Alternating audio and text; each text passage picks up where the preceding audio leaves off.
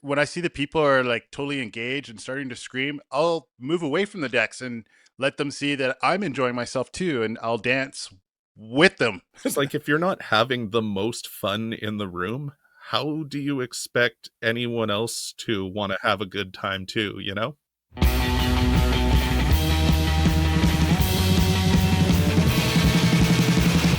Welcome to the Pillars of Creation.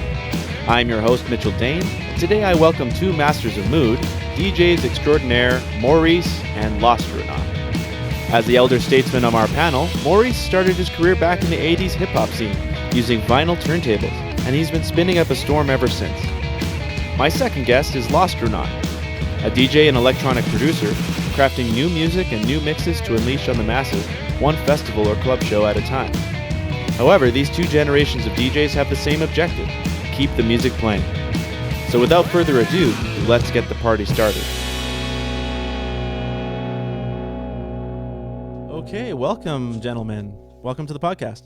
Howdy. How's it going? It's going pretty good. Yeah, I'm glad you guys could both make it. This is the first podcast with two guests for me, so it's just a little bit of coordination going on. So thanks for both making the time tonight. Happy to be here. Thanks for having us. So given that this is the DJ extravaganza, episode, we've got both of you here, which is kind of cool because you both represent two different types of DJs, or at the very least, you come from different places. But the question I have immediately is, and I'll start with you, Maurice, like, what is a DJ? Or what does it mean to be a DJ to you? Okay, well, to me, a true DJ is a person that can keep people on the dance floor. Know when to play the right song at the right time. Engage with the crowd. Let them know that you're there with them. Be engaging with your crowd. Transition to Michael at Lostronaut. You were more of a producer DJ, and my question to you is that what does a DJ mean to you when you are also producing original works? I think I'll start with, this also just kind of ties into some of my views on artistry in general. And I think, honestly, artist, musician, DJ is people make it into such a loaded word when it doesn't really need to be. It's like, if you are picking tracks for a night and deciding what the people on the floor are dancing to, then you're a fucking DJ. I mean, not all DJs are created equal. Fair enough. But the best DJs I've seen, I'd agree with what Maurice was saying, where it's all about picking the right track for the right time and knowing how to kind of take your listeners or the dance floor on a bit of a journey and almost being able to tell a bit of a story with the music you select. Yeah, musical journey for sure. It's like reading a book. You want to have opening, the plot, where you're going with it, and then a good closing. So that's an interesting point. So you say you have a story to tell that night, right? And so that's, you go to your gig, it's a dance club.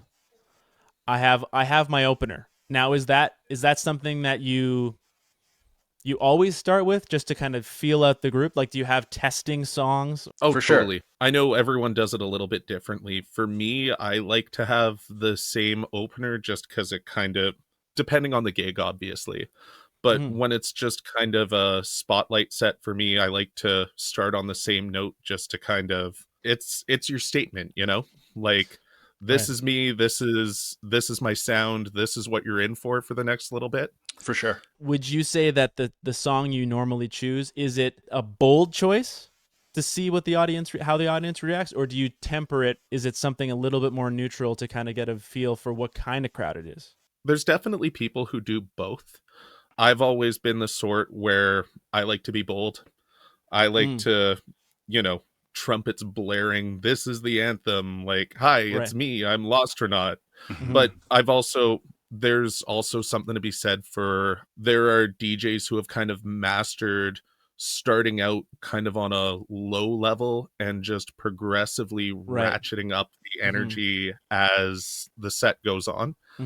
And I think both approaches can be really incredible when done well, but it's just one of those things that you kind of have to choose for yourself. Oh yeah, no. I'm definitely the type of person that will I'll do like a first couple of tracks that the crowd is definitely going to recognize, and then I'll start giving it the most style that my friends are accustomed to hearing me play, or people that have heard me play. I'll definitely give it some of that, and then I'll gradually bring it up, bringing in more energy to the music, and go with it like that. Now, I'm interested in both of your introductions to DJing. I'm always intrigued by that because of like I come from, you know, playing guitar and playing in bands, and you know, like DJing to me was always someone who had the iPod at, you know, for like a wedding, you know, for like just like a party. It was never, I never really recognized it as an art form, and that was just my own ignorance and just not having any kind of relation to it. But I'm always curious about how someone has either made the transition from say my place, like, you know, playing a traditional instrument to then going and performing that way. You know, how did you start in that field? We'll start with you, Mo. Okay, so for me, I got it from my father. My dad, when he first moved to Toronto, him and my uncle owned a nightclub. And at the age, I think I was 13 or 14, he started bringing me to the record store with him on the day that the shipments would come in. And he would buy me one or two 45s and then later on albums until Oh, I was cool. able to start buying my own records. By the time I was in junior high, I was making mixtapes for all my friends, Mm-hmm. but they weren't really mixes.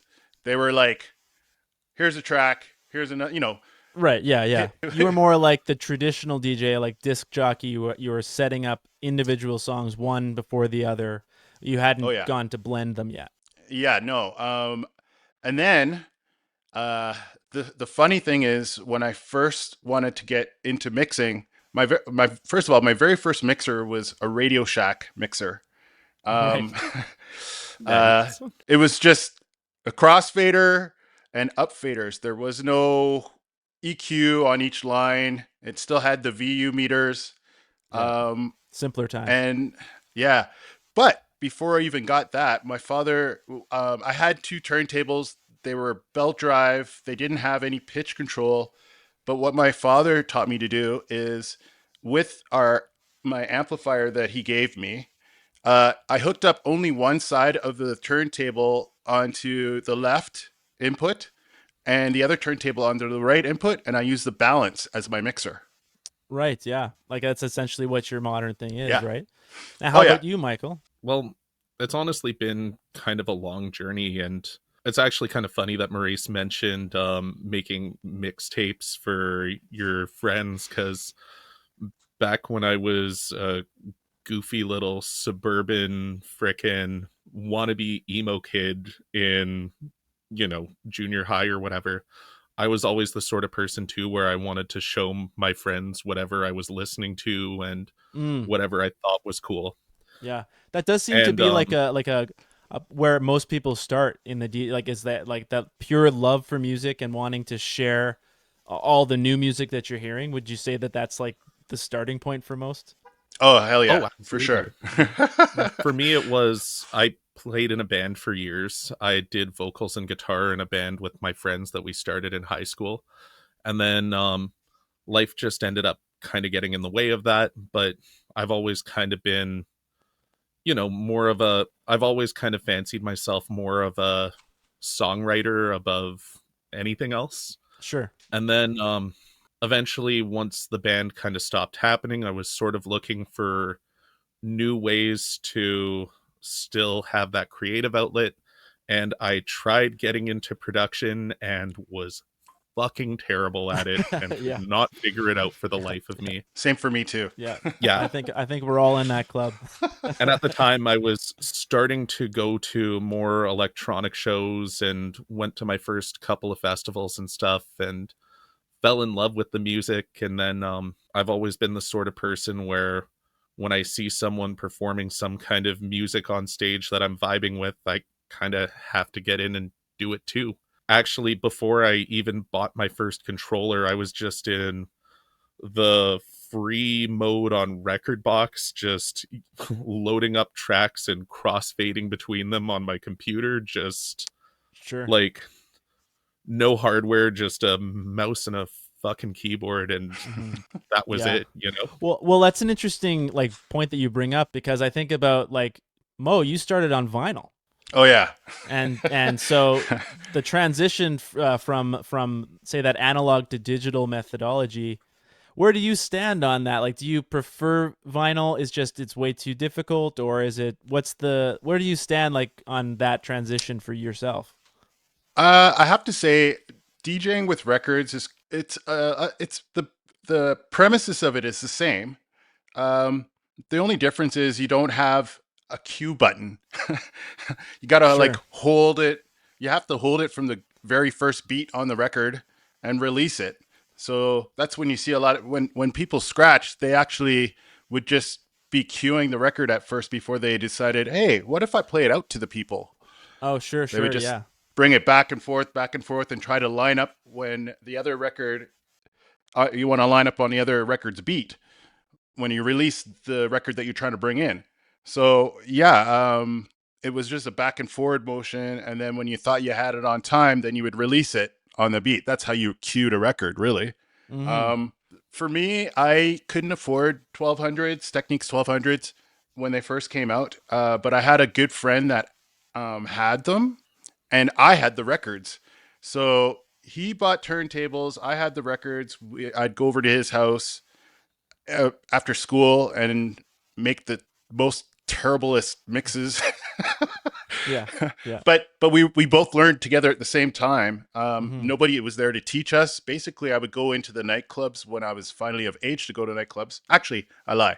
I was going to clubs before I was legally able to, Mm-hmm. but to get up into the DJ booth and watch what they're doing, that happened probably when I was like I think I was 17. And yeah, a DJ let me hang out in the DJ booth with him, and I just sat there Mm-hmm. watching what he was doing and figured it out on my own, really. Yeah. Actually, it's really funny you mentioned that, because that was pretty much how it happened for me, except I was like 24, 25 at the time. And first of all, my first exposure to that is I've got a buddy of mine who does pretty regular nights at Black Dog on White Ave in Nice. Edmonton. Mm, yeah. And he was just mixing there one night, and he let me just kind of post up in the booth and showed me the basics. Mm-hmm. And when I was first seeing DJ sets, I couldn't figure out what the hell was going on, because I Mm, just came from it with a live music background. And I was yeah. like, how are you making those sounds come Mm-hmm. out of that gear? Like, Yeah. what are you doing? Mm-hmm. Hmm. And then he kind of let me in with, he showed me that, you know, it was all just tracks that have been made already. And he was just spinning them together, and he kind of broke it down while he was doing it. And then Mm-hmm.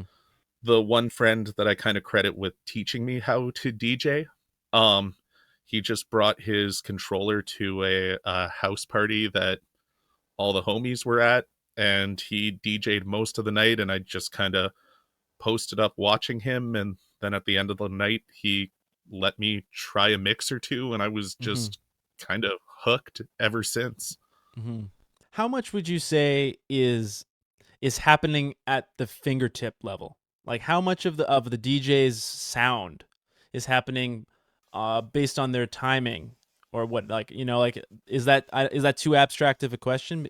I'm just curious about like when you guys are playing a set, how much is based on the choices of songs that you're blending, and that or how you're blending it. Does that make sense? At For least sure.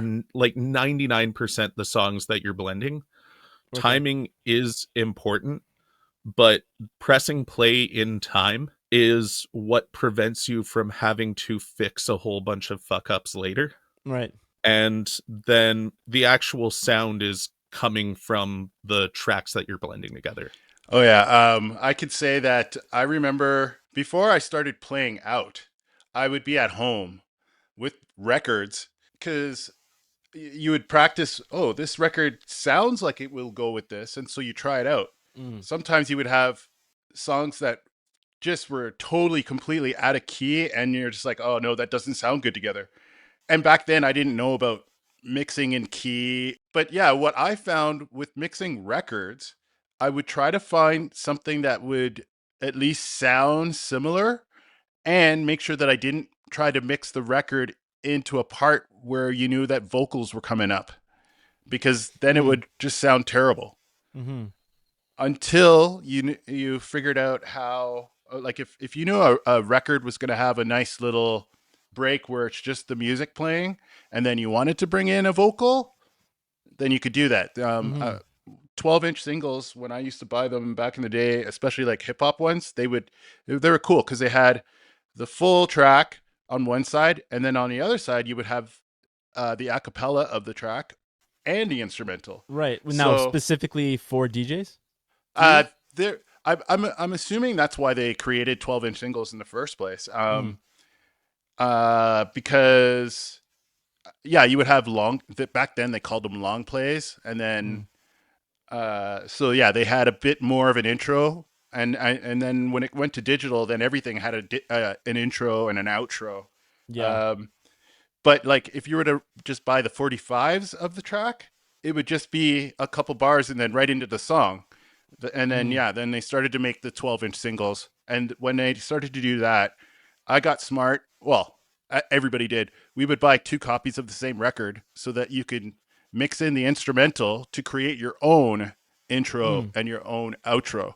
So you would have 2 copies of the record. You play the instrumental, bring in the original side of the record that has the full track, and then you would switch back to the other record and mix out of it with a long outro. If you didn't have the time to do a nice quick mix. Like, because you're two different generations of DJs, but you're both active and you're both playing now.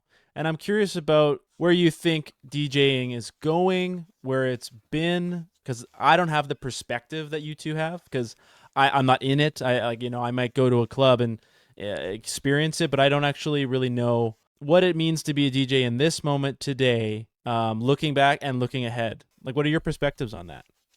I could say that I'm falling back now behind today's DJs because I didn't stick with learning how to produce. Because when I first used to get gigs, I was getting booked on the fact that I knew how to put 2 good records together and keep the crowd going.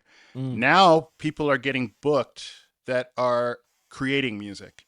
So it's a little harder for me to get those bigger gigs that I used to get. DJing in general is kind of a tricky thing because even though the fundamentals of mixing have by and large stayed the same since its beginning, right? Like you're still, no matter what, like you are taking 2 sources of music and transitioning between them to create a non-stop blend. And technology has definitely made an impact on it, but ultimately it's all just been quality of life improvements. It used to be like back in the day, the hardest part was holding down the mix and keeping the 2 tracks in time. Lugging around all those rates of vinyl, right? And now technology's definitely made that part of it a lot easier. So in order to stand out as just a DJ, you have to kind of fall back on some really technical mixing tricks because the technology's kind of freed you up to be a little more showy, be a little more flashy, that sort of a deal. And I think that's more also creative for sure. Right. Yeah. And I think that's part of the reason why in a lot of cases the expectation, at least in the electronic scene these days, is that you're also producing some. Because like I'm not going to pretend that what I do behind the decks is particularly technical or particularly difficult, but where I really kind of get to shine personally is through the tunes that I've made, and you really get a lot more of the share of creative control over your sound when you start producing and songwriting and that whole side of things. It seems like it'd be a lot more pressure because the desired outcome is the same. You want the crowd to be into it, dancing, enjoying themselves, right? Now, when you're playing hit songs and blending them and people know them and they already love them, that's you're already so much closer to success.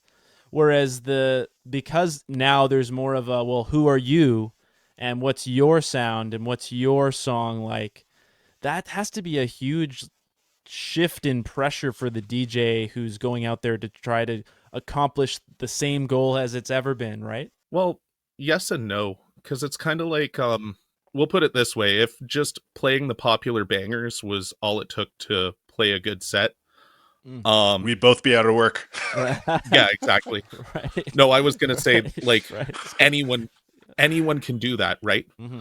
Like, you can. It's pretty easy to just hop on Beatport, download the top 100, and spin them together. So you kind of just end up playing the tunes that everyone's already heard before.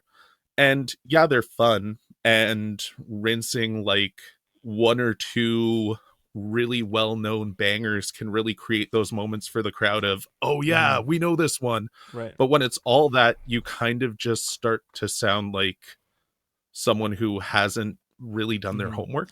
I've always been about teaching the crowd about new music. So interesting. yes, I would play some songs that people would know, but majority of my crowd is listening to stuff that they've never heard before. And if I can keep them engaged on the dance floor, then I know I did a good job. Right. Now, is that a personal challenge? Actually, no. Nightclubs, when I first started going to nightclubs, I was hearing new music all the time, whether even in the top 40 clubs that I was going to. The DJs were introducing people to the new music that you weren't hearing on the radios. That's the way I was brought up with music. And then I started my first experiences with hearing music, electronic music. It was more industrial. I was listening to groups like Nitzareb and Real warehouse shit. yeah, pretty much. Yeah. Stuff like that. And then the rave scene started to go, and then you were hearing like techno, and you were like, wow, what is this? And then because when techno and stuff started to come out, they would mix in I Feel Love by Donna Summers, because it was like the beginning of electronic music, really. Besides groups like from Germany. Oh my god. Kraftwerk, thank you. Oh yeah. Besides groups like Kraftwerk, that was the beginning of electronic music for me, really. But I think just to kind of bring it back to what we were talking about a little bit, it's like really, if you're playing out on a stage as a DJ, you are kind of you're the trendsetter, the tastemaker. There was this one YouTube video I saw like a while back where Data Life were teaching some random influencer how to play a DJ set. And I think they kind of summed it up best when they said, the job of a DJ isn't to play what the crowd wants to hear. It's to play what the crowd didn't know that they wanted to hear. Right. That's true. Yeah. And so the secret is knowing how to define that. Yeah, for sure. That's the art of it. Yeah. Sure. Oh yeah. Now, how much do you find that you need to be a personality on the stage? Like, how much talking and how much interacting directly with the crowd do you feel is there a necessity for that? I don't know. Like, you hear some that do a lot of it and some that don't do any of it, right? Not so much with electronic music. When I was playing hip hop and top 40, oh yeah, you're talking on the mic a lot, engaging with the people, hyping them up. Some people do it in the house scene, but not even that much. Just a little teeny weeny bit. Yeah. In the drum and bass scene, they get entire people to do that for you when they hire an MC for the night. Well, that's what they do in the hip hop scene too. I've always thought it's a really tricky balance too, because I've always been the sort of person where I think when the DJ hops on the mic and does a little bit of hype man stuff, it can really elevate what's going on and add a little bit of personality. But at the same time, there is nothing worse than having just the DJ who is always on the mic and will not shut the fuck up and let the music I agree with that. Yeah. So 100%. It can be distracting. Kind of one of those. Yeah, 100%. And annoying. And my default, my default is to always hop on the mic a little bit, especially because I was the front man in a band. I'm the guy who likes talking to the crowd. But, you know, after like basically every set I've ever played, I'm always asking like one or two of my friends, like, do you think that was too much? Could I have done a little less? Right. And it's really a balance thing. Now, I bring this up because I find it funny. I know it's not true, but every time I see these videos, they just have me rolling on the floor laughing. It's those videos where they see DJs and behind the table they're doing their laundry or they got a Zen garden. You know, I know that's not what's happening, like because I know enough DJs and I've seen enough DJs play sets. But those videos are hilarious to me. The question that it brings up to me, however, is: do you feel compelled to do more because of that maybe perception of DJs don't do anything behind the scenes, or is that just stupid noise that is a dumb joke online? I'd actually say there's a little bit of truth to that, to be honest. Oh, But really? there And is. it's not because the DJs aren't doing anything, but I think what sets DJing apart from live music is by the time the crowd is listening to the part of the song that they want to listen to, your job for the most part is already done.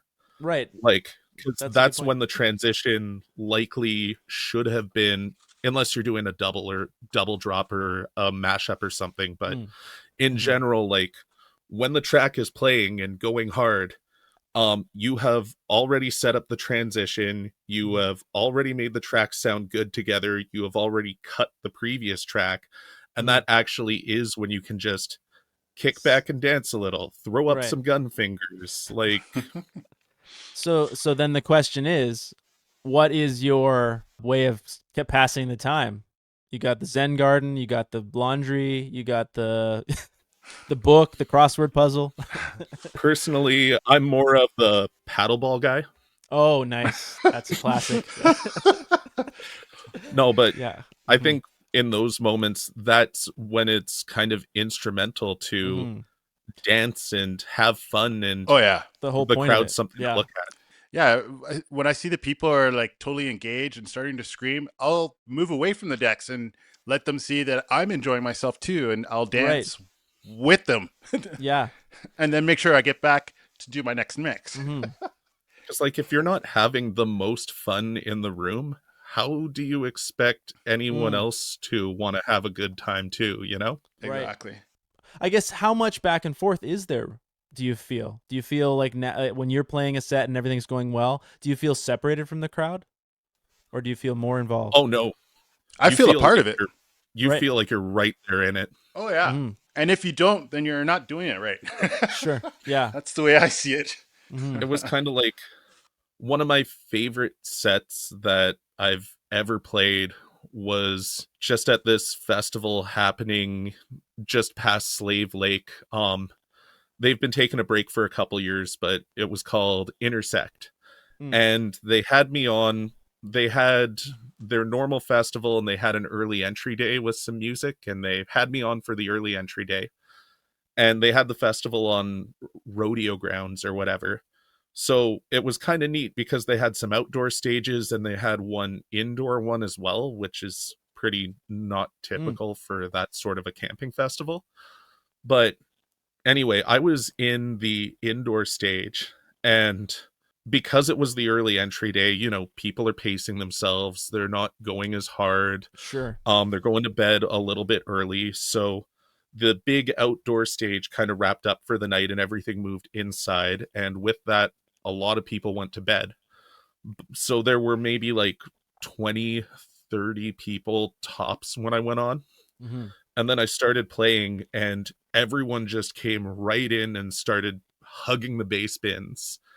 And it was a dialogue. Like I was giving them energy, they were giving it right back. And it was really warm and super sweaty in there. And it was an incredible time and easily one of the most fun sets I've ever played. It brings up an interesting point about the intimacy of the indoor club and then just the sheer size and scope of a festival gig. Now, what is your preference? What do you do differently? You know, Maurice, like what would you say is the number one thing that comes to your mind when you separate a festival gig from a club event? Uh, well, I've definitely done both. I like both energies. I've played outdoor festivals in a tent, an outside tent, but the tent held like 4,000 people. And Mm-hmm. then I've played at places like the smallest club I played at is here in Edmonton called the Bower, and that might hold like 150 people.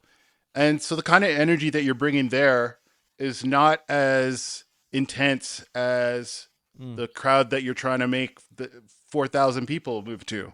Yes, right. Um, it's like anything else. Like you try to make the ambiance of the room, you want it to fit. So like if I'm playing an opening set, it's not going to be as intense as if I'm playing a 3 in a morning set. you Right. know, Yeah, right? Yeah, it's just all about the environment that you're playing in. I'd even hazard to say that it's more about like the set time and where you fit into the bill versus how big the Mm. crowd is. Because Right. if you're playing an opening set, your job is to kind of coax people onto the dance floor, and no one Right. wants to be the guy that's rinsing like stupidly heavy banging music while there's, maybe one person on the dance floor shuffling awkwardly. Right. Yeah, like you don't But want to No, play the big closing number and there's one guy on the dance floor exactly. or And like but it's like what do you where do you go from there if that's the yeah, trap and there's one person? exactly. That's Yeah. exactly it. and then at the same time though, like my project's always kind of been associated with more high intensity music. So Mm. if I'm booked for an hour as Lostronaut, like it doesn't matter if there's 5 people or 500 people, I'm Mm. going to play with the exact same intensity, the exact same energy. Mm-hmm. And if it's just 5 people, they are going to get the show of their lives. They are getting what they Right. paid for, Mm-hmm. period. I agree with you for sure. I've been in situations where I had my set all planned out, and then it got rained on, and then people went into their tents, and then it stopped raining, but now everyone's in your tent, and you're trying to get them back onto the dance floor. Mm. So you still have to like rebuild it up again. You can't just go out there and play your bangers right away. Once you Mm-hmm. start getting more people out there, it all depends on the scenario, really. I'm talking more like big gigs versus small gigs, not necessarily like something happening or Right. like Right. people leaving the floor for some reason. Mm-hmm. Like Mhm. this is just with the assumption that everyone who is there is there. There's two different situations happening or two different Yeah. circumstances that you can talk about. There's the festival gig with a full crowd, club gig full crowd, and then there's festival gig with no one there, club with no one there, Yeah, or no one dancing at least. no one And just dancing. Yeah. how do you approach those? That's a completely different mentality for sure. Now, the concept of a crowd is interesting to me when I think about DJing because Maurice, you go on Twitch and perform weekly every Friday night. Is that right? Yeah. So is that just So are you just DJ Maurice on Twitch for anyone who wants to find you? yeah, DJ. Actually, I go by my full name, DJ Maurice Ryan. That's because, and I don't even know why I did that. Because whenever I do DJ out, I just go by DJ Maurice. The question I was getting at was you have a chat, I'm sure, but like you don't have that sense of movement that you would, in any kind of club setting, right? Do you look at that as just honing your chops, just playing for yourself, or are you trying to? Is there a gauge of the chat's really liking this? You know what I mean? Like how do Oh you yeah, gauge your well, set that you're doing based on your audience, or is it just for you? Like so there is a chat side where people can chat, and we have little emotes that right, so little dancing people, emojis, and then you're like, yeah, yeah, dancing emojis or something that says, "Oh, that's dope" or it's something, working. Yeah, yeah, Yeah, right. or oh, this is wicked. Give us some more, Yeah, sad faces, and then Um, you switch it up. sure. Yeah, Um, to not be that ever honest, happens. yeah, I I play on Twitch. I'm not consistently every Friday, but if I do play, it's usually on a Friday, and Mhm. usually it's just because I'm practicing anyway. So why not turn it Right. on? That's Yeah. that's what I do Hmm. because I don't really I don't really put a set together. I just play my music. I just Mm. go with the flow, and it usually works. Does that keep you on your toes as a DJ when you're like forcing yourself to be spontaneous in a way? For sure, for sure. Like, I also have to say, if it wasn't for me being a regular nightclub top 40 DJ, I would have been lost mm. trying to figure out how to transition between different genres. How about you, Michael? Like have you ever done the Twitch like streaming sets? I did for a little bit, and I had a really similar experience, just in the sense that I feel like you kind of have to treat it like a live practice, or Right. else it just kind of it becomes a lot harder when you don't. Sure. I ultimately kind of realized that I was pushing to do like some Twitch sets and learning how to produce kind of at the same time. And then Mm. I sort of realized that I only had the energy and the resources to really dive deep into one or the other. And I just ended up choosing producing Yeah. I because can see it being a little different when you're on one side actually trying to produce the music that you will be playing. exactly. And I mean, before I started producing, it was still the same sort of deal, like crafting your own sound out of tracks that you love that already exist. But, then on some level you get these ideas where you're like, what if this kind of track existed? I Mm. could probably do that. Mhm. Or, like you want to find a remix of a particular song and you can't find anything that you like, and you're like, I could probably do that.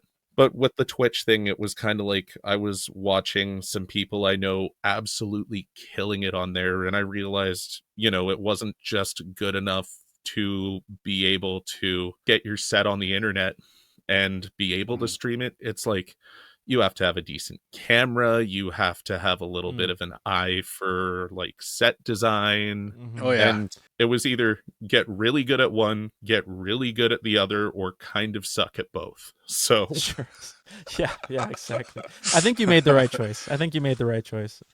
I have brought up the concept of technology because I do find it very interesting when you see the development of any musical style, and but DJing specifically seems to be the one that is has completely shifted into like almost a different art form because of the way that technology allows you to do things that would take forever or just be a impossibility with two tables spinning vinyl.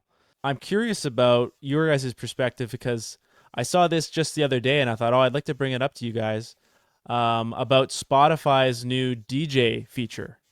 Have you heard about this? no, No. actually.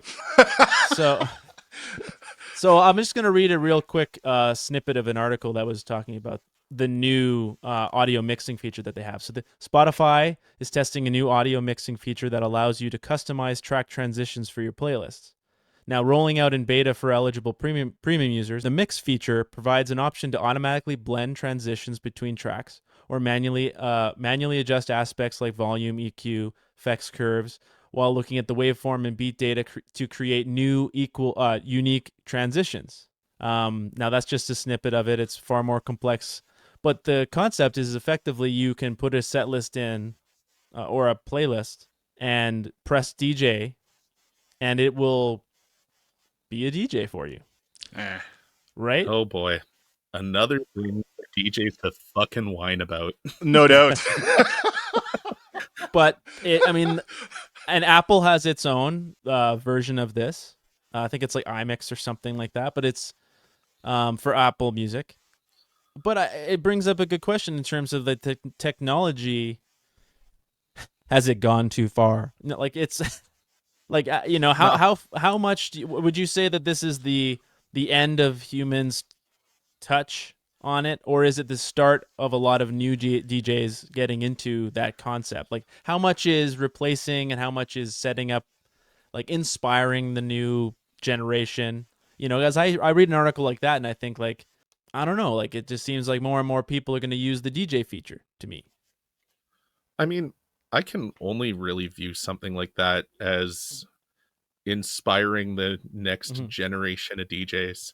Because with features like that, they'll never get so advanced that they can completely replace You think? some of the ideas that you can come up with in Mm. your head. Mm-hmm. And that's not saying that the technology isn't good or isn't advanced, but Mm-hmm. there's just a certain gratification to being able to do that yourself. And Right. I only see a technology like that as something that would, you try it out and you're like, oh, this sounds really cool. I wonder Mhm. where I can get more of this. And Right. as long as that hunger's there, Now you are describing the player. I'm describing the audience. I was just gonna say, um, The audience is replacing you with the so DJ feature, and that's what I the, meant. oh, Now I don't know. I'm not saying that will happen or that, but I see that and I go, "What does this mean?" AI, sure, it can mix two records together, but it can't read the crowd. Right. It doesn't know when to play the right track at the right time. Yet. That's always going to be. Uh, I don't think it'll ever happen. I don't know if it will. I Unless just it's one of those things where I feel it's like we were talking about before, where the real artistry lies in those hard to define things, Mhm. you know? Yeah. Like you said, the audience doesn't know what it wants until you present it. So it's the decision Exactly. making of the DJ that's the most important thing. It's not about fancy beat matching or whatever. It's about at this time I'm going to play this song and it's going to blow them away, Exactly. right? And that's only something that you really get to experience as an audience member from watching someone else mix. Mm. Like, I can't blow my own mind with my song choices Sure. because they're the songs that That would be I awesome. love and I listen to all the goddamn time. But like, Oh, I Michael's blew his love own mind going again. to someone call an ambulance. That's how you should end all your sets. Just pass out. Oh, Yeah. you did. It's Oh over. man. I've heard of the beat dropping. I've never heard of the actual DJ dropping. But But yeah, like that's why I love going to see the artists that inspire me and going to see Mhm. my friends play, because they're the ones who are able to create those mind-blowing moments from Mm, me when I'm in the audience seat. right. So who inspires you? What DJs are inspiring you these days? There's a there's lot. lots. Yeah. I Well, give me a couple. I saw G Jones at Shambhala last year and it was fucking incredible. I also saw Excision at Shambhala and didn't think that I was gonna vibe with it at all, but it ended up being like one of my top 3 sets of the festival. Mm, A ton of my homies in our friend group who are start to really make waves in the local scene. mm-hmm. Like, you find this kind of inspiration everywhere. Right. Yeah. How about you, Maurice? Uh, there's so okay. So once again, so many different styles of DJs. So in the hip hop scene, my favorite DJ, who's now deceased, his name was Rock Raider. He was one of the first DJs that I first saw doing scratching, where he'd go behind his back and use his chin and Mm, elbow and stuff, right. crazy stuff like that. Acrobatic. Yeah. And then, and then there was a guy that used to be. He's still out there. I don't think he's as big as he used to be, but his name was Bad Boy Bill, and he incorporated scratching into his house mixes Mm, and did it well, mm-hmm. like not over the top where you're just like, okay, stop scratching already and get on with the music. Right. Yeah. It was done really really well, where you can dance and vibe to it, and you're like, oh wow, he's actually doing that. That's so cool. Mm-hmm. And then there's been DJs like one of my all-time favorites, and he's still playing, and he's like 60, probably 64, 65. His name is Carl Cox. When I first started going to the rave scene, he would play on 3 turntables and mix all 3 records Mm. at the same time and not miss a beat, and Whoa. create his own song Mm-hmm. from the 3 different tracks. Yeah. And Now, you're is just this like, vinyl turntables? vinyl, Yeah. Right. all Yeah. vinyl. Oh wow. Yeah. 3. That's insane. Um, Talk oh, about spinning plates. it's like giving me literally goosebumps spinning right plates. now. Yeah. Yeah. That's Yeah, crazy. yeah. Yeah. So tell me, you guys, you are professional DJs. You are skilled at what you do. Tell me, at what point do you throw the cake into the crowd? Oh no. You see, at the big headline sets, they actually have a timer so that the Oh, cake yeah. timer. synchronize it with the lights and the pyro. So they actually kind of do that for you, but they make sure Wow. you throw at least 6 cakes every set. Oh, There That's you go. an actual obligation. It's in the contract. Yeah, exactly. I'm trying to remember who did that. Steve Aoki?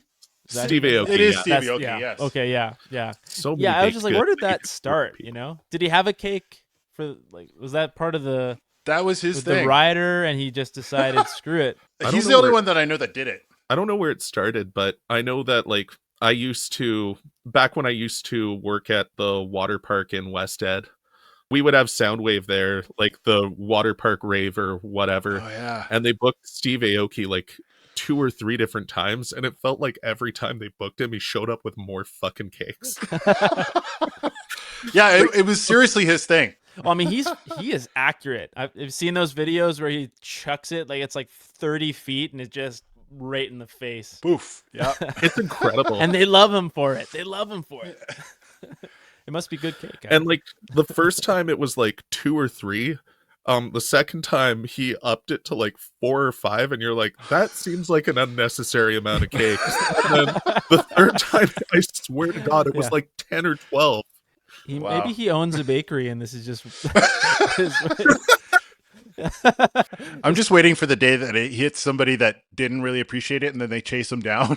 Yeah, I'm actually surprised that hasn't happened. These are big cakes, man. If it's coming for you, and you're in a crowd, you got to eat some cake. That is the only way that's gonna end, right?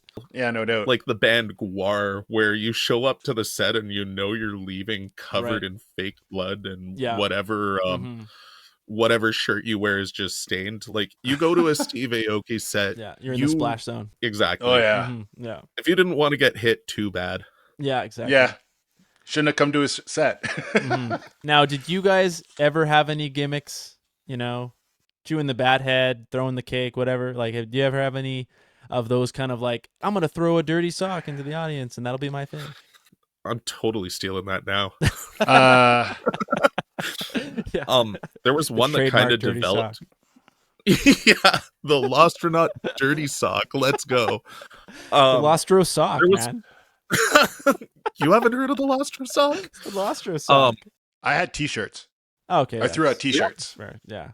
You got to get one of those cannons. Oh yeah. I wish. That would have been Although- awesome. Maybe not in the small clubs. I mean, Just right in the I had chest. one kind of develop like a little organically.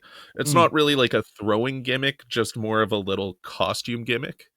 Okay. And it was like I was playing a Halloween show like 2 or 3 years back, and I just ended up getting like a little NASA bomber jacket from Spirit Halloween just because I Oh. was like, oh, this is kind of neat and it Yeah. fits the bill.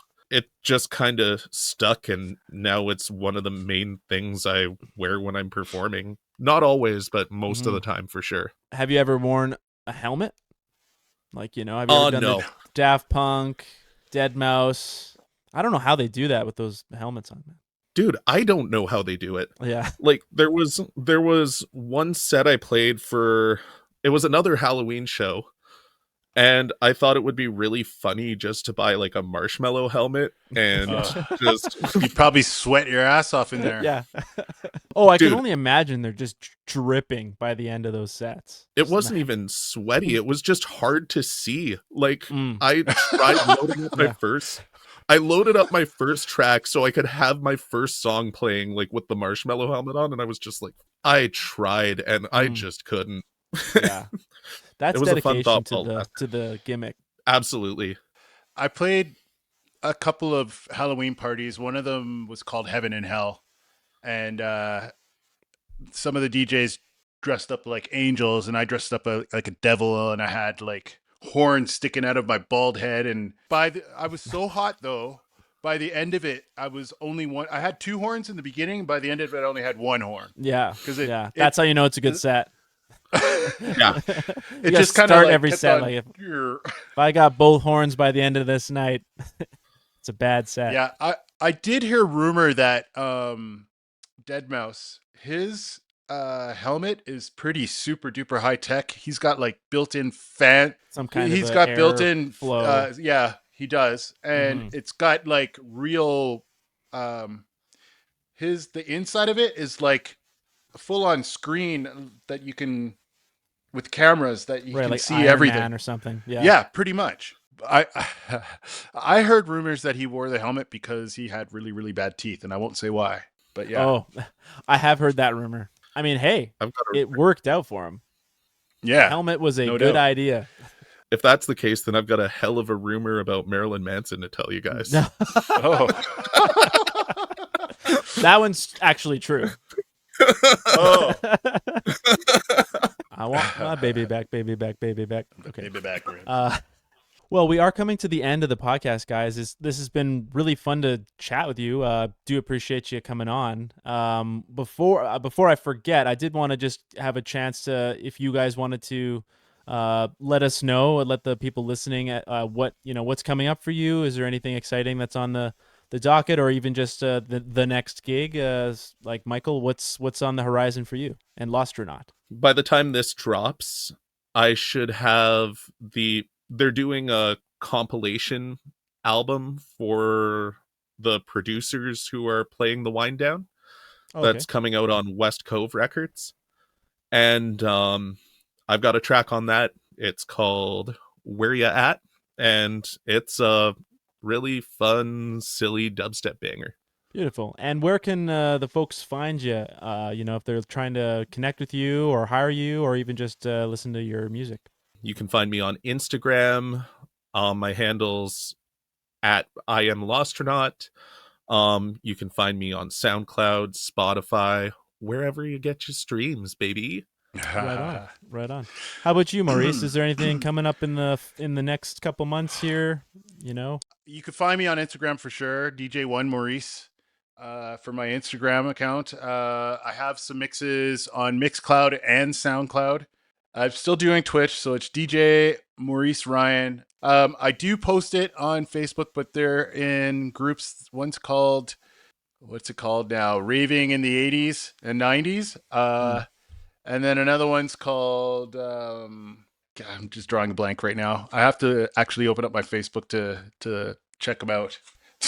At the very least, people can find you on Instagram and go from there, right? Yeah, Instagram, Mixcloud, and SoundCloud. Beautiful. Well, again, I really appreciate you both coming on. It's good to chat, and this is kind of cool to have the very first double guest episode. So thank you very much, guys. Making No history. problem. Yeah, Thanks for having. That's it. Yeah, hit that like button, hit the subscribe. It does mean something here. But in the meantime, get out there, make something new, and we'll see you next time. Peace.